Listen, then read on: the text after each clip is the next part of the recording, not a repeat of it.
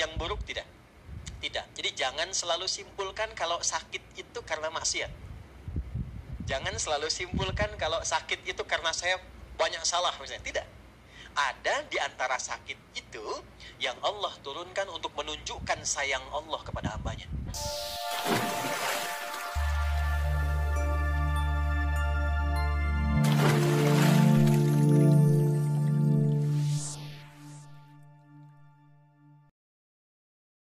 Alhamdulillah wassalatu wassalamu ala rasulillah wa ala alihi wa sahbihi wa man walah wa ba'du. Teman-teman yang saya muliakan, saya hormati, kita saling mendoakan. Izinkan saya mendoakan kita semua, mudah-mudahan hari ini kita berkumpul disehatkan oleh Allah Subhanahu wa taala. Yang kedua, ditenangkan hati kita, karena di Quran itu ada 3 hal yang sangat dinilai penting. 1, kesehatan. Jadi betapa banyak di Quran, bahkan saat sakit pun itu ada ayat khusus yang membimbing kita itu mempercepat lahirnya imunitas sehingga mendapatkan kesehatan lebih cepat. Ya, itu misal di Quran surah ke-26 ayat ke-80. Ini boleh kita amalkan karena itu ijazahnya langsung dari Al-Quran.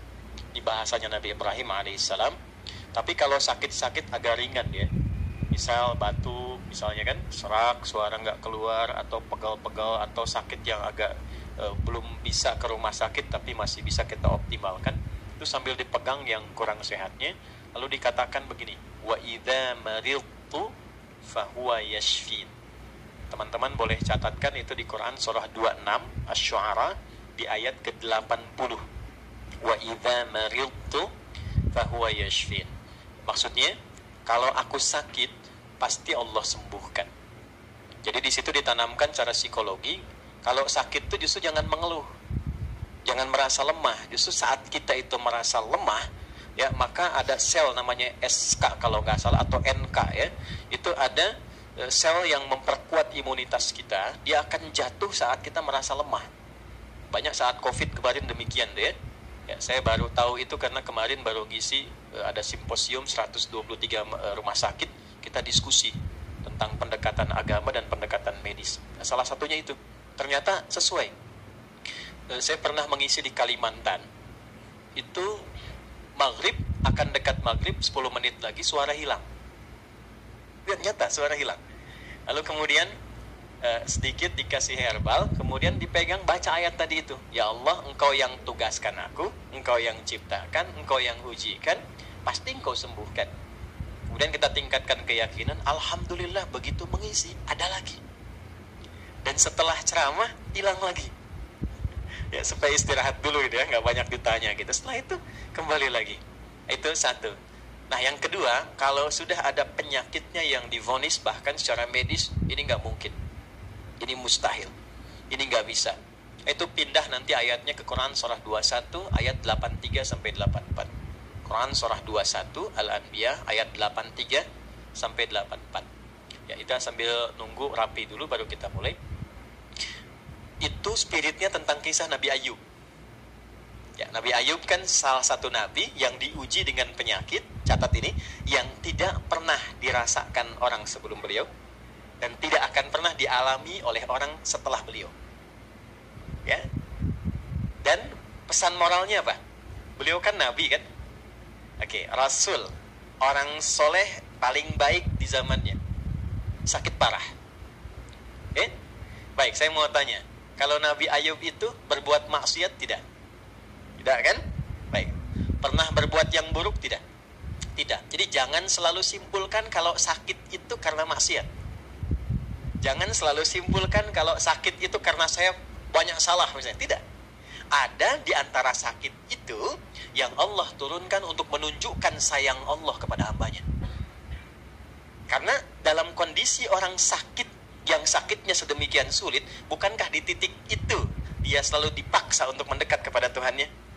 Kan nyebut Allah, sholatnya makin meningkat, puasanya makin tambah, zikirnya makin kuat. Nah, sedangkan Allah kan paling senang kalau ada hamba yang terkoneksi dengannya. Karena itulah Nabi Ayub, ketika di titik beliau sudah kurang lebih 20 tahun diuji dengan penyakit itu, istrinya tanya begini, ini agak cepat ya, Papa kan Nabi, Rasul, Kalau minta sama Allah pasti dikabul. Kenapa nggak angkat tangan minta supaya disembuhkan? Perhatikan bagaimana Ayub alaihissalam bertanya, berapa lama kita diuji dengan sehat dan kaya? Nabi Ayub itu kaya, sehat, dan sejahtera. Anaknya 12. Sejahtera. Lalu hari pertama diuji, mohon izin, mohon maaf, itu kekayaannya habis. Jadi ternaknya mati semua, kebunnya terbakar. Sehari, habis semua. Hari kedua, 12 anaknya meninggal semua. Oke? Setan menduga ini akan mundur. Ternyata hartanya habis, ya, proyeknya hilang, itu ibadahnya makin meningkat. Anaknya meninggal dalam sehari semua, makin meningkat lagi. 2 kali lipat lagi. Terakhir diuji dengan penyakit. Dikira nggak akan berpikir. Ketika istrinya bertanya demikian, apa jawabannya? Mah, berapa lama kita sehat, senang, dan bahagia? Kata istrinya, kurang lebih 70 tahun. Berapa lama kita diuji dengan sakit dan kondisi begini? Kata istrinya, kurang lebih 20 tahun. Perhatikan kalimatnya. Saya malu kalau minta sehat sekarang kepada Allah, sementara kita sudah diberikan ujian kebaikan kesehatan selama 70 tahun. Jadi kan baru 20 tahun. Nanti kalau sakitnya sudah sama dengan ujian sehatnya, dan bahagia sudah sama dengan ujian sedihnya, sama-sama 70 tahun, baru aku minta. Di titik kesadaran itulah ketika sakitnya sudah mulai mengganggu ibadah. Tadinya sholat misalnya bisa berdiri, sekarang sulit. Perhatikan baik-baik. Disitulah kemudian baru Ayub memohon. Diabadikanlah permohonan ini di Quran surah 21 ayat 83 sampai 84. Wa Ayyuba. Dan aku buka kisah Ayub untuk inspirasi, kata Allah. Idnada rabbahu anni massani yadurru wa anta arhamur rahimin. Ketika beliau berdoa, perhatikan doanya baik-baik. Ya Allah, penyakit ini telah menghalangi dan mengganggu aku untuk beribadah kepadamu. Jadi minta sehatnya itu bukan untuk olahraga. Minta sehatnya bukan untuk bekerja. Tapi minta sehatnya itu untuk ibadah. Itu poinnya. Barangkali dari sekian banyak kita diuji, ada bagian organnya mungkin belum pernah dipakai ibadah. Ya kan? Nah, pesan keduanya, pesan moralnya, kalau minta sesuatu ingin cepat, arahkan kepentingan ibadah. Jangan diarahkan ke dunia, itu cepat dijawabnya. Sedangkan kau yang paling sayang kepadaku ya Allah, kalau yang paling sayang tidak menyembuhkan, kepada siapa lagi aku mesti memohon? Itu baru dibacakan sampai titik itu langsung turun jawaban. Fastajabna lahu fakashafna bihi, ya. Kemudian kami sembuhkan Ayub. Lalu kami buka semua kesembuhannya itu, ya. Lalu apa yang terjadi? Setelah disembuhkan, kami kembalikan keluarganya, kami kembalikan hartanya, dan di ujung ditutup dengan kalimat wa dzikra lil abidin. Kalau ada seorang yang mengalami penyakit serupa seperti Ayub dan mengamalkan amalannya, aku akan berikan anugerah serupa seperti Ayub pernah dapat. Jadi tidak semua ujian yang kita terima itu, baik masalah di rumah tangga, di pekerjaan, atau bahkan sakit, bukan bahkan karena kita pernah berbuat salah. Tapi boleh jadi Allah ingin melipat gandakan kasih sayang yang pernah terjadi di antara suami istri, kasih sayang pernah terjadi di antara anak dan orang tua, kasih sayang yang pernah terjadi di antara kerabat, hartanya ingin dilipat gandakan lagi, dan kemuliaannya ingin diberikan lebih. Dengan apa?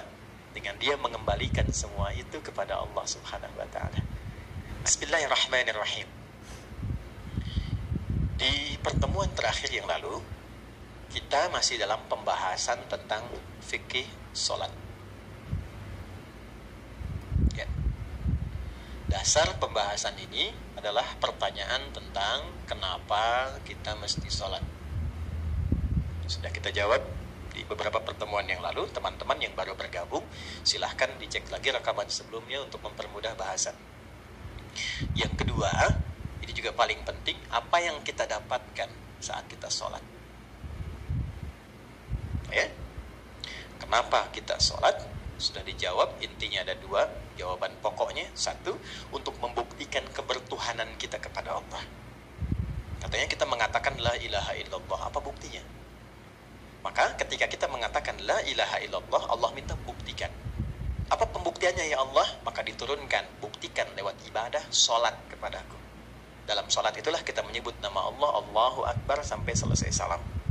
Baik, itu ada di Quran surah ke-20 ayat ke-14. Yang kedua, kenapa kita sholat? Sudah. Yang kedua, sholat didesain oleh Allah bukan hanya sekedar ibadah ritual dari takbir sampai salam, tapi semua gerakan dan bacaannya disiapkan untuk membimbing pelakunya mendapatkan kesuksesan dan kebahagiaan di semua aktivitas yang ia jalani sampai wafat.